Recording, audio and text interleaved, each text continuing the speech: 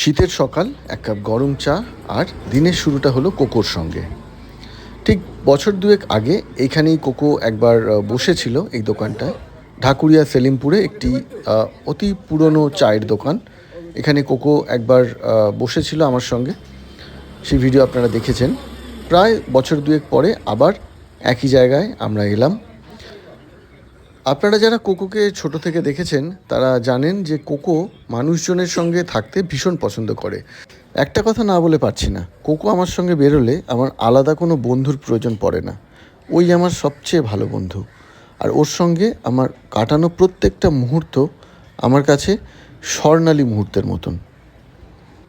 দেখুন, আবারও বলি, কারুর সঙ্গে কারুর তুলনা করবেন না। সবকটা বাচ্চা তার নিজস্ব ভালো লাগা খারাপ লাগা আছে। আমার কোকোর এই কাজগুলো করতে ভালো লাগে, তাইও এগুলো করে। আপনার বাচ্চাদের নিশ্চয়ই অন্য কিছু করতে ভালো লাগে, তারা সেগুলো করে। কমেন্টে জানাবেন আপনার পোষ্যদের কী ভালো লাগে। ভালো থাকবেন সবাই, দেখা হচ্ছে পরের ভিডিওয়।